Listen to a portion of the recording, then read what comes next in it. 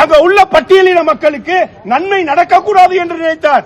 அங்கு உள்ள பட்டியலின மக்களுக்கு கல்வி கிடைக்கக்கூடாது என்று திருமாவளவன் போராடினார். அதனால் பட்டியலின மக்களின் துரோகி, பட்டியலின மக்களின் விரோதி திருமாவளவன். அவனுக்கு பட்டியலின மக்கள் ஓட்டு போடுறீங்க, அரியலூர் மக்கள் ஓட்டு போடுறீங்க.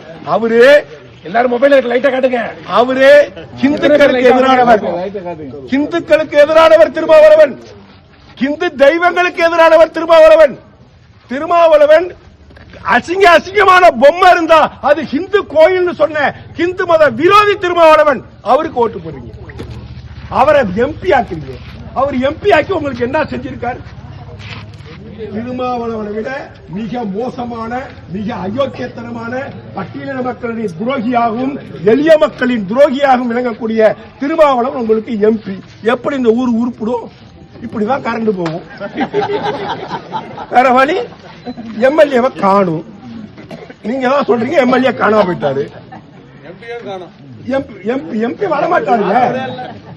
உங்க பேரூராட்சி மன்ற தலைவரையும் காணும். 1000 ரூபாய்க்கும் 500 ரூபாய்க்கும் ஒரு கோழி பிரியாணிக்காகவும் ஒரு குவார்டருக்காகவும் போய் ஓட்டு போடுறீங்களா? இது ஜனநாயகமா? இது ஜனநாயகமா? ஒரு நாளையில என்ன ஆயில வச்சுட்டு போயிட்டு போவதா? புரியுதா? அதனால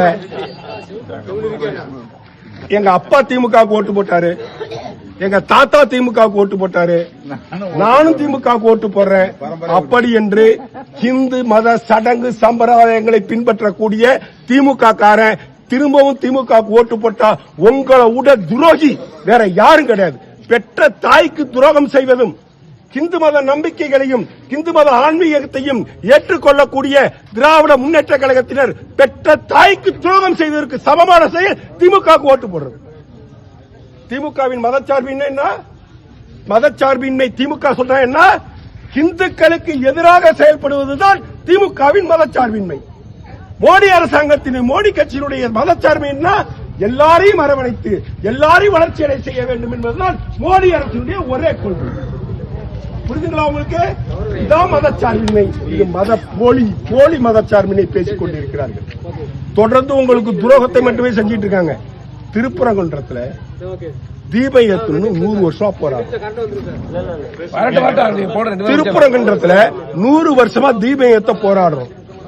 வக்கீல் தீர விசாரித்து அவர் திருப்பரங்குன்ற மலைக்கே போய் பார்த்து தீபம் ஏத்த வழி விடுங்கடான்னு சொன்னா, இந்த அல்லோலியா சேகர் பாபு இருக்காரு பாருங்க, அவன் வந்து அல்லோலியா பாபு, அவன் தான் அறநிலையத்துறை அமைச்சர். கிறிஸ்துவர் விழாவில் போயிட்டு உதயநிதி சொன்னார், என் மனைவி கிறிஸ்துவரே, ஆனால் நானும் கிறிஸ்துவர் என்பதில் பெருமை கொள்கிறேன் உதயநிதி ஸ்டாலின்.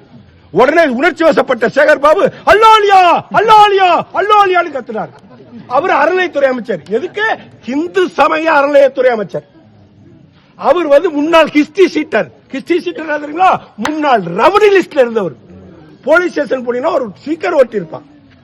அதுல வந்து இந்த இவர்கள் ஜாக்கிரதையாக இருக்கவும், இவர்கள் திருடர்கள், இவர் கொள்ளைக்காரர்கள், அந்த லிஸ்ட்ல இருந்தவர் தான் சேகர் பாபு.